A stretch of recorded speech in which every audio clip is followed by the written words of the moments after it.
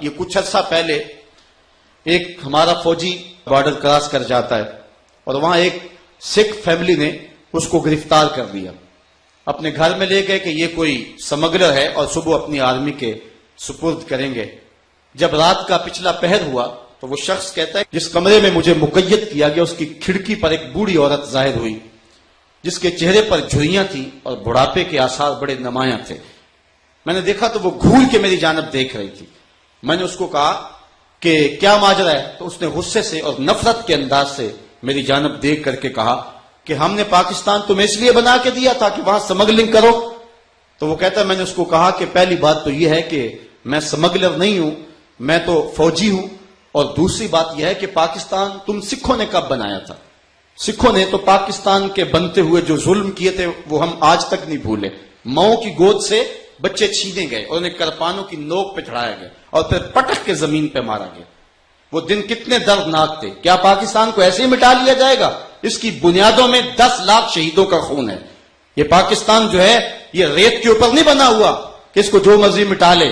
مشکل وقت ضرور ہمارے اوپر اس وقت ہے، اور اس کا سبب یہ ہے کہ ہمارے کارپرداز اور ذمہ دار اپنی ذمہ داریاں ادا نہیں کر رہے، اور عوام بھی غفلت کی نیند سو رہے ہیں۔ علماء نے بھی اپنے منصب کو چھوڑ دیا ہے، اور اس وقت ملک کے اوپر جو حالات ہیں وہ آپ کے سامنے، لیکن یہ ملک کچی بنیادوں پر نہیں، 10 لاکھ شہیدوں کے خون کے اوپر قائم ہوا تھا۔ سکھوں نے جس انداز کے ساتھ گھر لوٹے تھے، میں اس شخص کی خود کہانی سنی ہے، آج بھی وہ زندہ ہے۔ کہتا جب ہم واپس پلٹے ہجرت کرتے ہوئے تو سکھوں کا ایک جتھا ہمارے اوپر حملہ آور ہوا، تو ہم نے ایک کماد کے کھیت میں چھپ کر کے اپنی جان بچائی۔ ایک بچہ تھا جو روتا تھا اور سارے قافلے والے گھورتے تھے اس کی ماں کی طرف کہ یہ بچہ ہمیں پکڑوا دے گا اور ہمارا پتہ دے دے گا، تو اس کی ماں نے اپنے ہاتھوں سے اس بچے کا گلا گھونٹ دیا۔ پاکستان یوں ہی نہیں بنا، پاکستان کی بنیادوں میں کتنا خون ہے اور پاکستان کی بنیادوں میں کتنا لہو ہے۔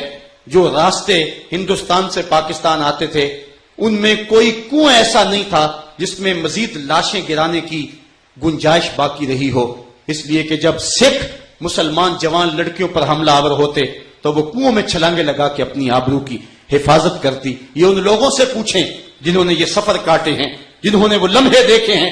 تو اس شخص نے کہا کیا تم نے پاکستان بنایا تھا؟ تم نے تو ماؤں کی گود سے بچے چھین کر کے کرپانوں کی نوکوں پہ چڑھائے تھے۔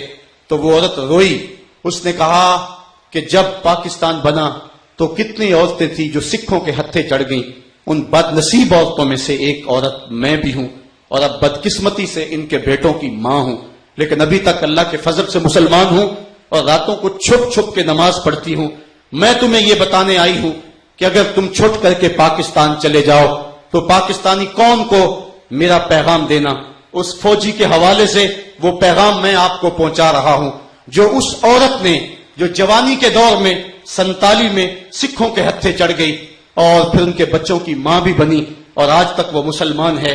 اس نے جو پیغام دیا اس کو دل کے کانوں سے سننا اور اس کو گوشے ہوش سے سماعت کرنا۔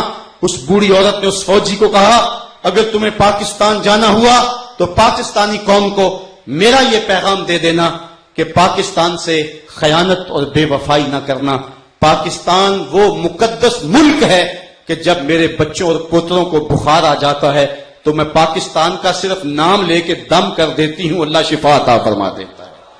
وہ عظیم المرتبت ملک ہے، پاک سرزمین شادباد، کشور حسین شادباد، یہ خوبصورت ملک، یہ کھیتوں اور کھلیانوں اور پہاڑوں، دریاؤں، مرغزاروں اور لالا زاروں کا ملک، جس کا چپا چپا جو ہے وہ لال بدخشاں جیسا ہے، اور جس کے پہاڑ جو ہیں وہ سونے اور چاندی کے ذخیرے اپنے دامن میں سموئے ہوئے ہیں۔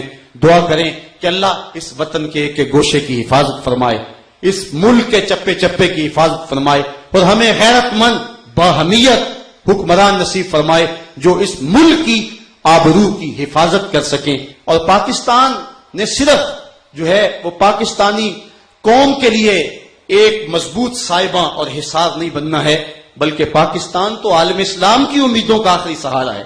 جب پاکستان ایٹمی طاقت بنا تھا اس وقت پوری دنیا میں چراغاں کیا گیا تھا اور اس کو جو ہے وہ اسلامی بم قرار دیا گیا تھا، اور دنیا کے مظلوم اور مقہور لوگ ہماری راہیں دیکھ رہے ہیں کہ پاکستان سے لوگ آئیں گے اور ہماری مدد کریں گے، لیکن آج پاکستان جن بکھیڑوں اور جن مشکلوں میں الجھا ہوا ہے، انہوں نے کسی کو مصیبت سے کیا چھڑانا ہے، گھر سے نکلتے ہیں تو خود کچھ دھماکہ ان کے جسم کے پرخچے اڑا کے رکھ دیتا ہے۔ اللہ تعالیٰ جل شانہ اپنے کرم سے اس ملک کی حفاظت فرمائے۔ پتہ نہیں کس بد نصیب کی اس ملک کو نظر لگ گئی، لیکن میں کہتا ہوں اللہ تعالیٰ جل شانہ قرآن میں فرماتا ہے کہ اللہ تعالیٰ کسی قوم کی اتنی دیر تک حالت نہیں بدلا کرتا جب تک قوم اپنی حالت کو خود بدلنے کی پوزیشن میں نہ آ جائے۔ کیا ہم اس نظام باطل سے ٹکرانے کے لیے عملی طور پہ تیار ہیں؟ اگر تیار ہیں تو نظام باطل ایک لمحے کے لیے بھی نہیں ٹھہر سکتا۔ میرے سامنے اگر 1000 آدمی بیٹھا ہے تو اس پیغام کو پوری قوت کے ساتھ 100 آدمی تک پہنچا دے تو 1,00,000 آدمی تک پیغام پہنچ جائے گا۔ اور اگر میرے سامنے بیٹھنے والے لوگ 1,00,000 ہیں اور یہ پیغام اگر وہ 100 آدمی کو پہنچا دے تو 1,00,00,000 آدمی تک یہ پیغام پہنچ جائے گا۔ ظاہر ہے ہر شخص خطابت کا وہ تنتنا اور لفظوں کے اندر وہ بانک پن نہیں رکھتا ہوتا ہے، لیکن جذبے لفظوں کے محتاج نہیں ہوتے۔ اشہد بلال عند اللہ اشہد، بلال کی اشہد ہی وہ حشر بپا کر دیتی ہے کہ جو لوگوں کے اشہد کے اندر نہیں ہے۔ آج ہمارا المیہ یہ ہے کہ ہمارے خطبے بے روح ہو گئے ہیں، ہمارے لفظ بے نور ہو گئے ہیں۔ اقبال نے اس دکھڑے کو بیان کیا، واعظ قوم کی وہ پختہ خیالی نہ رہی، برق طبعی نہ رہی، شعلہ میں کالی نہ رہی، رہ گئی رسم آذاں روح بلالی نہ رہی، فلسفہ رہ گیا تلقین غزالی نہ رہی، مسجد مرثیہ خواہ ہیں کہ نمازی نہ رہے، یعنی صاحب اوصاف وہ حجازی نہ رہے۔ آج ہم نے اپنے اسلاف کی صلاحیتیں اور ان کے جذبے آج پھر اپنے اندر پیدا کرنے ہیں۔ بحیثیت پاکستانی اور بحیثیت مسلم اپنے وقار کو ہم نے بلند کرنا ہے۔ دنیا کے سامنے ہم نے ایک آبرومند زندگی جینے کا گر سیکھنا ہے۔